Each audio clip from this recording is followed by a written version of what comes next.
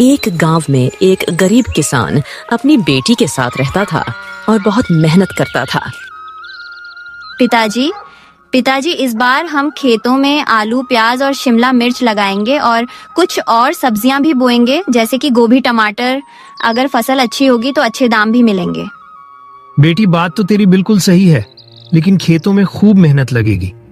अगर इतनी सारी सब्जियां एक साथ उगानी है तो हमें खूब मेहनत करनी पड़ेगी और बीजों के लिए भी पैसे बचाने पड़ेंगे। पिताजी, मैंने घर खर्च के लिए जो आपने पैसे दिए थे उसमें से पैसे बचा कर रखे हैं। काफी दिनों से मैं पैसे जोड़ रही हूँ, तो इन पैसों में सारा बीज हमें मिल जाएगा और उसी से हम फसल उगाएंगे। हाँ, बहुत बढ़िया। मेरी बेटी बहुत अच्छी है और बहुत चतुर भी। मेरी बेटी बहुत होशियार है। मैंने तो तुम्हें पैसे घर खर्च के लिए दिए थे, लेकिन तुमने पैसे बचाकर भी रखे। मैं तो धन्य हूँ। जहाँ लोगों के बच्चे पैसे उड़ाते हैं, वहाँ मेरी बेटी पैसे बचाती है।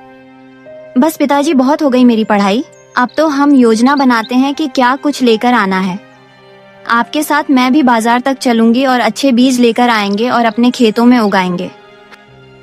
हाँ बेटी, तू भी साथ चलना और अपनी सूझबूझ बीज खरीदने में दिखाना। पिताजी, आप मेरी बात इतनी जल्दी कैसे मान गए? क्योंकि मुझे तुम्हारी समझदारी पर पूरा भरोसा है। देखो बेटी, मैं तो ठहरा अनपढ़ गवार, लेकिन मैंने अपनी बेटी को पढ़ा लिखा कर बड़ा किया है और मेरी बेटी बहुत समझदार है। लेकिन पिताजी, गांव वाले तो कहते हैं कि आपने बेटी को सिर पर चढ़ा रखा है। अरे, गांव वालों का क्या कहना बेटा, वह तो कुछ भी कहते हैं। वह तो तुमसे जलते हैं। उनकी बिटिया तो कभी स्कूल ही नहीं गई। बस कुछ गिने चुने ही बच्चे इस गांव में पढ़ लिख पाए हैं और उनमें से एक तुम भी हो, तो इसलिए वह तो तुमसे जलते हैं। कभी भी उनकी बातों पर मत जाना। हमेशा याद रखना, तुम्हारे पिताजी तुमसे बहुत प्यार करते हैं। हाँ पिताजी, मैं यह बात अच्छे से जानती हूँ। अब आप आराम करिए, सुबह हम बीज खरीदने जाएंगे। सुबह होते ही कमला और किशन लाल बाजार के लिए निकलते हैं और कमला सस्ते दामों पर अच्छे बीज खरीदती है। अरे बेटा, जैसे कि मैंने कहा था, तुमने अपनी सूझबूझ दिखाकर बहुत अच्छे बीज खरीदे। अब मुझे लगता है हमारी फसल बहुत अच्छी होगी। अब तो बस खेतों में मेहनत करनी है। हाँ पिताजी, फसल अच्छी क्यों नहीं होगी? जब हम मेहनत करेंगे तो उसका फल भी हमें अच्छा ही मिलेगा। मुझे तो भगवान पर पूरा भरोसा है। और मुझे अपनी बेटी की सूझबूझ पर भरोसा है। पिताजी, आप भी ना। चलिए, आपके लिए मैं कुछ खाने के लिए बना देती हूँ। अब तो आपको भूख भी लगी होगी। हाँ बेटा, भूख तो लगी है। सुबह से भाग दौड़ में ही है, तो जल्दी से खाना बना, फिर हम साथ में खाएंगे।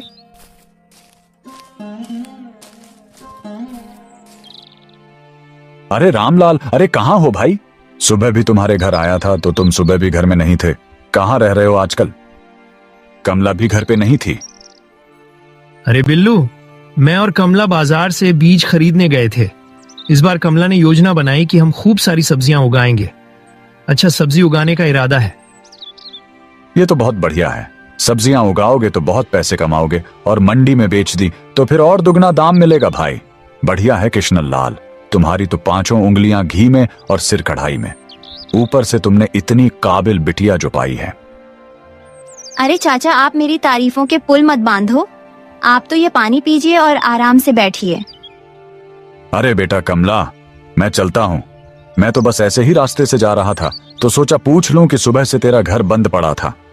कहीं तबीयत खराब हो गई हो तो हालचाल पूछता चलूं। अरे नहीं बिल्लू, चिंता मत करो, सब ठीक है। अच्छा, तो फिर मैं चलता हूं। अरे ये किशन लाल और इसकी बेटी तो धनी बनने की पूरी तरकीब लगा रहे हैं। सारी सब्जियां उगा लेंगे तो हम क्या करेंगे? ये तो हमसे ज्यादा पैसे कमा लेंगे। ऐसा मैं नहीं होने दे सकता। मुझे जाकर चंपा से बात करनी होगी। अरे चंपा, सुनती हो? अरे एक बड़ी खबर लेकर आया हूं, सुनोगी तो तुम भी हैरान हो जाओगी। हमारे पड़ोसी किशन लाल और उसकी बेटी ने तो बड़ी तरकीब लगाई अमीर होने की। अच्छा, ऐसी क्या तरकीब है? बाप बेटी आज सारी सब्जियां उगाने वाले हैं और फिर उन सब्जियों को बेचकर अच्छी कीमत भी पाएंगे। सारे बीज भी ले आए हैं। तो हम एक काम करते हैं ना, हम भी बीज लेकर आते हैं और उनसे पहले ही सब्जियां उगा देते हैं। हमारी सब्जियां उनसे पहले उग जाएगी तो हम उनसे पहले अमीर भी बन जाएंगे। और फिर उनसे सब्जियां खरीदेगा ही कौन, क्योंकि हम तो अपनी सब्जियां पहले ही बेच चुके होंगे। वाह चंपा, तुम्हारे दिमाग का तो जवाब ही नहीं। मेरे पिताजी ने मुझे खूब सिखाया है कि घर कैसे चलाना है। तो जल्दी जल्दी चलो, अभी बाजार चलते हैं, बीज लेकर आते हैं और उनसे पहले खेत जोत देते हैं। चंपा और बिल्लू शहर से बीज ले आते हैं और किशनलाल से पहले खेतों में फसल बो देते हैं।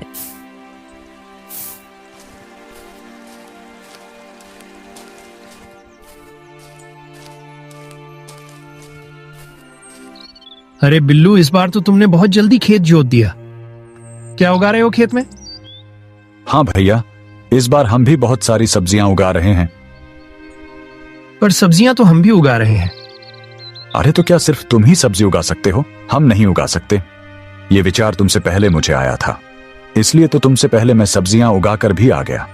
मैंने बीज खेत में डाल भी दिया। बिल्लू, मैं जानता हूं तुमने ये सब कुछ जानबूझकर किया है। चलो ठीक है, देखते हैं आगे क्या होता है। बिल्लू चाचा, मैं अच्छे से जानती थी जिस दिन आप घर आए थे और जो आप इतनी जानकारी बटोर रहे थे, मुझे पता था कि आप कुछ ऐसा ही करेंगे। अब जब आप यह सब कुछ कर ही रहे हैं तो देखते हैं कि कौन कितना मुनाफा ले पाता है। अरे 4 अक्षर पढ़ क्या लिए? तू तो खुद को मास्टर जी समझती है। मुनाफा किसको होगा देखा जाएगा।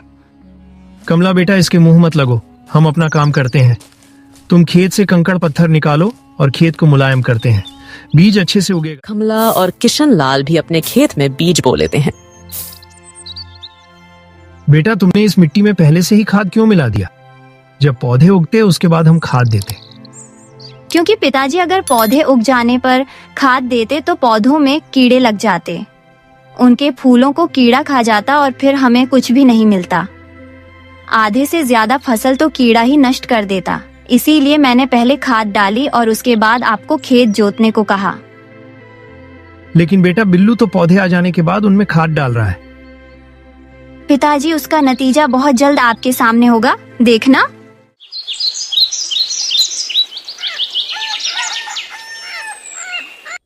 अब मैं पौधे में खाद डालूंगा और अच्छी फसल पाऊंगा। इस किशनलाल से तो पहले ही मेरे पौधे काफी बड़े हो गए हैं। अब मैं बहुत जल्द इन सब्जियों में फल भी लगेगा। जल्दी ही आलू भी तैयार हो जाएगा और प्याज भी। उसके बाद सारी सब्जियां मैं मंडी में बेचूंगा और इस किशनलाल से पहले अमीर बन जाऊंगा। ये खुद को समझता क्या है?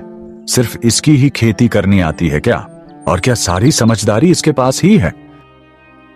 अरे उसे कुछ नहीं आता, वो तो बस अपनी बेटी के कहने पर चलता है और जो वो कहती रहती है वैसा वैसा वो करता रहता है। वो तो उसकी सारी बात मानता है। गांव में सब अपनी बेटियों को थोड़ा कस कर ही रखते हैं, लेकिन इस किशनलाल ने तो अपनी बेटी को पूरी छूट दे रखी है। घर का हर फैसला तो उसकी बेटी ही करती है। हाँ हाँ, एक दिन पंचायत में यह बात रखकर मैं इसे खूब डांट पड़वाऊंगा कि गांव की बहू बेटियों को भी उल्टी शिक्षा दे रहा है। फिर वह सब भी आजादी मांगेंगी और घर के फैसले लेना शुरू कर देंगी और गांव के माहौल के लिए बिल्कुल ठीक नहीं है। घर की कमान तो मर्दों के हाथ में होनी चाहिए। हाँ हाँ जी, मैं तुमसे सहमत हूँ। जैसा तुम कहते हो वही सही है। घर की कमान तो मर्द के ही हाथ में होनी चाहिए। चलो चलो चंपा, जल्दी से खेत में खाद डालो।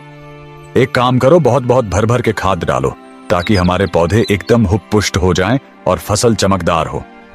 इस कृष्णलाल की तो सांस अटक जाएगी तब यह हमारी जब फसल देखेगा। बिल्लू और चंपा खेत में खाद डालते हैं और घर वापस लौट आते हैं। तभी बारिश शुरू हो जाती है। अरे ये क्या है? अभी अभी तो खाद डालकर आए थे और अभी अभी ये बारिश शुरू हो गई। यह तो फसल के लिए अच्छी नहीं है। अरे हाँ जी, ये तो हमारी फसल को खराब भी कर सकती है और बारिश भी बहुत तेज हो रही है। चलो देखते हैं क्या होता है। वैसे मुझे नहीं लगता कि इतना कोई असर पड़ेगा बारिश से। बारिश तो फसल के लिए अच्छी है, बस खेतों में पानी ना भर जाए। उसकी वजह से हमारा आलू प्याज खराब हो सकता है और हमारी गोभी की फसल भी खराब हो सकती है। अजी ऐसा हुआ तो सबसे ज्यादा खुशी उस किशनलाल को होगी। वो तो बड़ा खुश होगा ना कि उनकी फसल खत्म हो गई। अरे तुम बिल्कुल चिंता मत करो। अगर ऐसा हो भी जाता है तो फिर मैं कुछ ना कुछ तरकीब लगा ही लूंगा। लेकिन इस किशन लाल को तो अमीर मैं बनने नहीं दूंगा, चाहे कुछ भी हो जाए। और उसकी बेटी जो पढ़ लिख कर ज्यादा समझदार बनती है, उसको भी मैं खूब नीचा दिखाऊंगा। मुझे तुम पर पूरा विश्वास है, तुम कुछ ना कुछ तो कर ही लोगे। चंपा और बिल्लू तरकीब लगाने लगते हैं कि कैसे किशन और कमला को नीचा दिखाया जाए।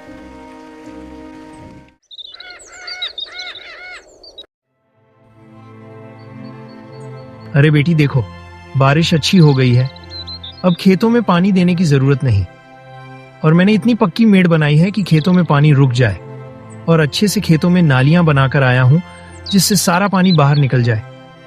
वैसे तुमने मुझसे कहा था, मैंने वैसा ही किया। इससे खेत में पानी नहीं भरेगा और हमारी फसल सड़ेगी भी नहीं। हाँ पिताजी, मुझे लगा ही था अगर बारिश हो जाती है तो फसल को नुकसान हो सकता है। इसीलिए मैंने आपसे खेतों में नलियां बनाने के लिए कहा था, ताकि कितनी भी बारिश हो खेतों में पानी ना अटक जाए। इसलिए तो कहता हूँ मेरी बेटी बहुत समझदार है। तुमने जैसा जैसा कहा मैंने वैसा वैसा ही किया। अब बस इंतजार है फसल लगने का और उसको मंडी तक पहुंचाने का। अच्छे दाम मिले तो दिल को सुकून मिलेगा। हाँ पिताजी, सब अच्छे से हो जाएगा। ये लीजिए, आपके लिए खीर बनाई है। अरे वाह बेटी, तो खाना भी बहुत स्वादिष्ट बनाती है मेरी बेटी। तुम्हारी माँ आज होती तो तुम्हें देखकर बहुत खुश होती। उसकी लड़की कितनी होनहार है। खैर, तुमने अपनी माँ से बहुत अच्छा खाना बनाना सीखा है। बस दुख की बात यह है कि बहुत जल्द वो हमें छोड़कर चली गई। माँ तो हमेशा हमारे दिल में रहेगी पिताजी, वो कभी हमें छोड़कर नहीं गई।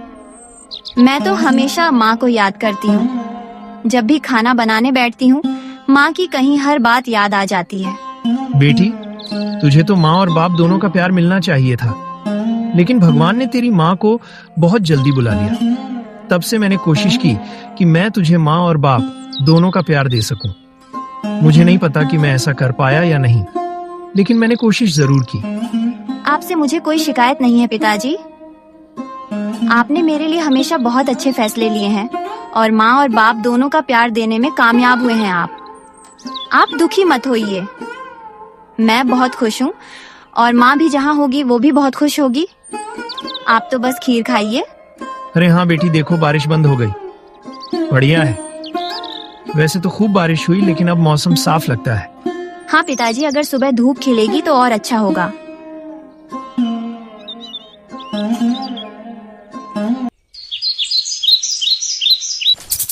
सुबह होते ही किशन लाल और कमला अपने खेतों में चले जाते हैं और वहां पर काम करना शुरू कर देते हैं। दूसरी तरफ चंपा और बिल्लू का खेत पानी से भर जाता है। अरे देखिए, हमारे खेत का क्या हाल हो गया है। पौधे तो कहीं नजर ही नहीं आ रहे, सब बर्बाद हो गया। अब जब पौधे ही खराब हो गए हैं तो इनमें सब्जियां कैसे लगेंगी। आप देखिए उनकी हालत कैसी है। चंपा, मैं तो लुट गया, बर्बाद हो गया। अब मैं क्या करूं? मुझे कुछ समझ में नहीं आ रहा। मैंने तो इन बीजों पर इतने सारे पैसे लगाए, लेकिन अब तो वो सारे पैसे पानी में डूब गए। तुमने इतनी ऊंची मेड़ क्यों बनाई जिसकी वजह से पानी खेत में ही रुक गया। तुम किशन लाल का खेत देखो, उनके खेतों में कैसे नालियां बनी हैं। उनके खेत में जरा भी पानी नहीं रुका है। और देखो उनके पौधे, उनकी फसल कैसे लहलहा रहे हैं। अच्छा, तो तुम अब मेरा मुकाबला कृष्ण लाल से करोगी? अब मैं तुम्हें उसका किया काम ज्यादा अच्छा लग रहा है। तुम्हें क्या लगता है कि तुम्हारे पति के पास दिमाग नहीं है? नहीं नहीं, मैं तो बस तुम्हें दिखाने की कोशिश कर रही थी कि अगर हम भी ऐसा कर लेते तो फिर हमारी फसल को भी कोई नुकसान नहीं होता। आज इस किशन लाल और इसकी बेटी की वजह से मेरी बीवी मुझ पर सवाल उठा रही है और मेरी अक्लमंदी पर भी सवाल उठा रही है। इसको तो मैं छोड़ूंगा नहीं। इसकी फसल तैयार होने दो, उसके बाद इसे दिखाऊंगा। देखता हूँ यह अपनी फसल कैसे बचाता है, और तुझे तो मैं बताता हूँ। तू घर चल। नहीं नहीं जी, तुम गुस्सा मत करो। तुम ऐसे गुस्सा मत करो। मुझे माफ कर दो। मैं दोबारा तुम पर सवाल नहीं उठाऊंगी। तुम्हें जैसा ठीक लगे तुम वैसा करना। मुझे तो बस ऐसा लगा कि नालियां बनाने से वह पानी निकल जाता, मैंने इसीलिए कह दिया। लेकिन तुम ज्यादा अक्लमंद हो जी मुझसे ज्यादा। उन दोनों में तो जरा भी बुद्धि नहीं। तू मेरा मजाक बना रही है? तुम्हें तो मैं चमड़े के जूते से मारूंगा। अरे मुझे माफ कर दीजिए ना। आज ही जाता हूँ, पंचों और सरपंचों को बताता हूँ कि किशन लाल कैसे अपनी बेटी के कहे से चलता है और अपनी बेटी को कितनी आजादी देता है। इसकी वजह से गांव में और बेटियां भी बिगड़ेंगी। इस गांव में एक भी पढ़ी लिखी लड़की नहीं है, बस कुछ लड़के हैं जो स्कूल गए हैं, लेकिन फिर भी इसने अपनी बेटी को स्कूल भेजा। गांव की इकलौती पढ़ी लिखी बस इसी की बेटी है और इसलिए उसके ख्याल कुछ ज्यादा ही आजाद हैं, जो हमारी बहू बेटियों के लिए ठीक नहीं है। मैं सरपंच के पास जाकर यह बात जरूर करूंगा और इसके लिए पंचायत बुलाने की भी मांग करूंगा। मैं अभी जाता हूं।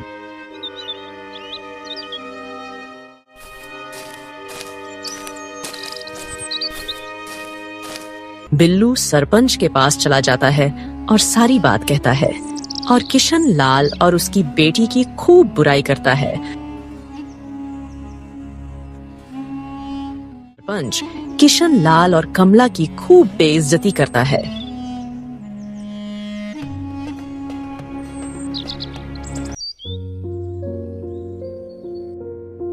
मुझे नहीं पता कि अपनी बेटी को आजादी देने का मुझे यह सीला मिलेगा। पूरा गांव मेरे खिलाफ हो गया। मैंने तो बस अपनी बेटी का पालन पोषण अच्छे से करने की कोशिश की थी, सबसे हटके, लेकिन उसका मुझे यह सिला मिला। पूरे गांव वाले मुझे खरी खोटी सुना रहे हैं। पिताजी, आपने देखा नहीं क्या? ये सब कुछ बिल्लू चाचा का किया धरा है। उन्होंने ही सरपंच के कान भरे हैं। आपको ये बात समझनी चाहिए। अब तू मुझे मत समझा। अब वैसा ही होगा जैसा पंचायत चाहती है। बस बहुत हो गया। जैसा जैसा तू कहती गई वैसा वैसा मैं करता गया, लेकिन अब मैं बिल्कुल ऐसा नहीं करूंगा। अब वही होगा जो मैं कहूंगा। तुम वैसे ही रहोगी जैसे मैं रहने के लिए कहूंगा। पिताजी, आपको नहीं लगता कि आप गांव वालों की बातों में आ रहे हैं? आप ही तो कहते थे कि मैं आपकी होनहार बेटी हूँ और गांव वाले मुझसे चलते हैं, लेकिन आज आप भी गांव वाले जैसी बातें कर रहे हैं।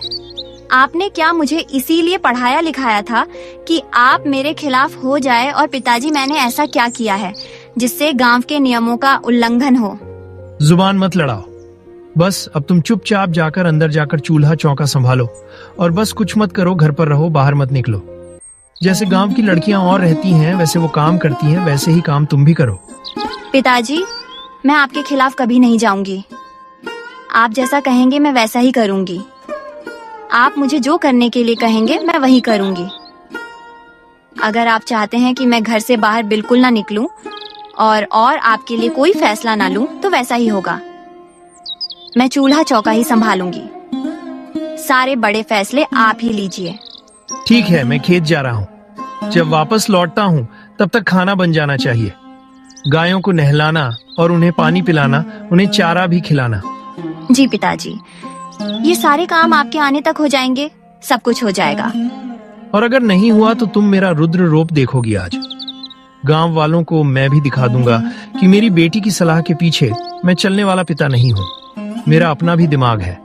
मैं अपने दिमाग से भी काम कर सकता हूँ। वैसे तो पिताजी, आपको किसी को कुछ साबित करने की जरूरत नहीं, लेकिन फिर भी अगर आप इन सारी चीजों से कुछ साबित करना चाहते हैं तो मैं आपके खिलाफ नहीं जाऊंगी। इसमें भी मैं आपका साथ ही दूंगी।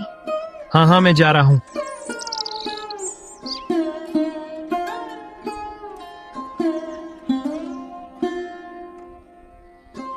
अगर आज मेरी माँ जिंदा होती तो शायद मेरे पिताजी को सही रास्ता दिखाती। शायद वह उन्हें समझा पाती कि गांव वाले मिलकर उन्हें रास्ता भटका रहे हैं।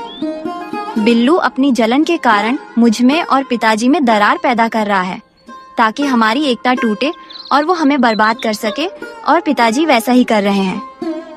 पिताजी यहाँ पर बिल्कुल भी दिमाग का इस्तेमाल नहीं कर रहे हैं, लेकिन वो मेरे पिता हैं और मैं इस बारे में उनसे कुछ नहीं कह सकती। कमला खूब रोती है।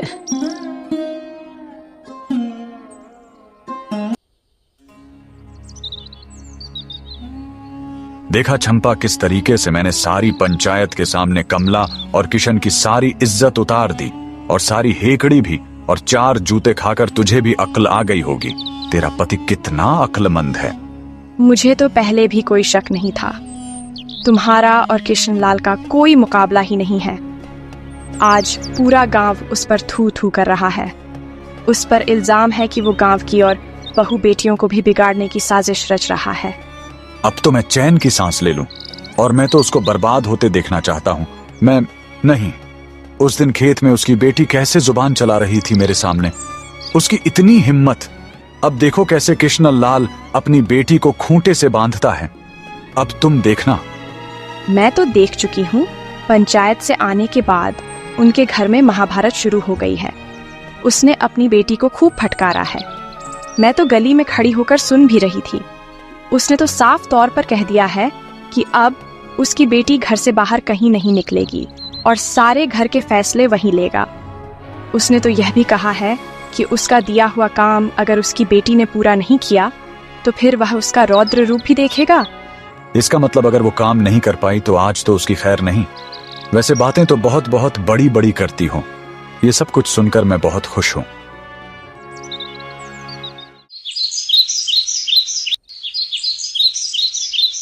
समय बीतता है और किशन लाल के खेत में फसल लहराती है। सब्जियों को तोड़ने का वक्त आता है और किशन लाल काफी खुश होता है।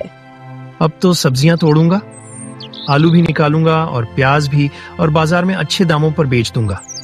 अच्छा हुआ कि फसल अच्छी हो गई और इस बार मौसम का भी कोई कहर नहीं बरसा। भगवान जो करता है अच्छे के लिए करता है। अरे किशन लाल, अपने आप से ही बातें कर रहे हो, कभी हमसे भी बात कर लो। बड़े नाराज घूमते हो। अरे नहीं बिल्लू भाई, गांव वालों से कैसी नाराजगी। मैं तो बस यही सोच रहा था कि अब फसल तोड़ूंगा, इसके बाद इसे बेचने निकल जाऊंगा। फसल काफी अच्छी है, दाम भी अच्छा होगा। हाँ हाँ भाई, बढ़िया है। देखते ही देखते इसकी फसल तो तैयार हो गई और फसल भी काफी बढ़िया। अगर यह फसल मंडी तक पहुंची तो फिर तो यह अमीर हो जाएगा और मेरे सारे किए कराए पर पानी फिर जाएगा। मुझे कुछ करना पड़ेगा। बिल्लू घर के लिए निकलता है। अरे चंपा, अरे जल्दी से कुछ और औजार लेकर आओ, हमें कुछ ना कुछ करना होगा। कृष्णलाल को मंडी तक पहुंचने से रोकना है। आप क्या करने वाले हो? जी, यहाँ से मंडी तक पहुंचने का एक ही रास्ता है और वह पुल से टूटता है। अगर उस पुल को गिरा दिया जाए तो कृष्णलाल कभी मंडी तक नहीं पहुंच पाएगा और उसकी फसल खेतों में ही सड़ जाएगी। वह तैयारी कर रहा था फसल मंडी में बेचने के लिए। तो फिर जल्दी करते हैं, जल्दी चलते हैं और उस पुल को तोड़ देते हैं। चलो चलो। अरे गजब हो गया, गजब हो गया। अब मैं क्या करूंगा? अब मैं कहाँ जाऊंगा? क्या हुआ पिताजी? ऐसा क्या हो गया? अरे जो पुल मंडी वाले रास्ते में था वो टूट गया। अब इस पार से उस पार जाने का कोई रास्ता नहीं। अब मेरी फसल का क्या होगा? मैं तो फसल तोड़ चुका हूँ, वो भी बहुत सारी की सारी। अब मैं क्या करूँ? आप चिंता ना करें, सब कुछ मैं करूंगी। लेकिन तुम क्या करोगी? आप फिक्र मत करो, मैं कुछ ना कुछ कर लूंगी, बस मुझे इजाजत दो। ठीक है, तुम्हें जो करना है। कमला लकड़हारे और लोहार के पास जाती है और एक ठेला बनवाती है। इसके बाद वो सारी सब्जियां ठेले पर रखती है और गांव-गांव उन्हें बेचने जाती है।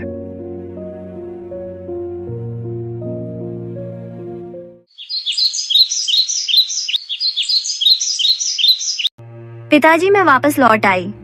बेटा 2 दिन हो गए, तुम कहाँ थी? मुझे कितनी चिंता थी।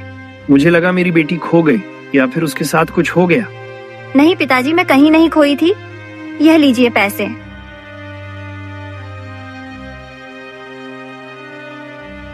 कितने सारे पैसे? तुम तो झोला भर के पैसे ले आई हो। ये सब तुमने कैसे किया? इतनी सारी सब्जी का क्या हुआ? पिताजी, मैंने सबसे पहले एक ठेला बनवाया। उसके बाद सारी सब्जियां उस ठेले पर लादकर मैं अपने गांव से लगते गांव में बेचने के लिए निकल गई। जब तक सारी सब्जी खत्म नहीं हुई, मैं वो सब्जी बेचती रही। जहां रात पड़ी, वहां मैंने किसी के घर में आसरा ले लिया और इसे थोड़ी थोड़ी करके अच्छे दामों में घूम घूम कर मैंने अपनी सब्जियां बेच डाली और ये सारे पैसे उसी को बेचकर आए हैं। बेटी मुझे माफ कर दे, मैंने तेरे साथ बहुत बुरा व्यवहार किया। मैंने तुझे घर में बंदी बना दिया था, लेकिन तूने उफ तक ना की। मुझे माफ कर दे बेटी। मैं गांव वालों की बातों में आ गया था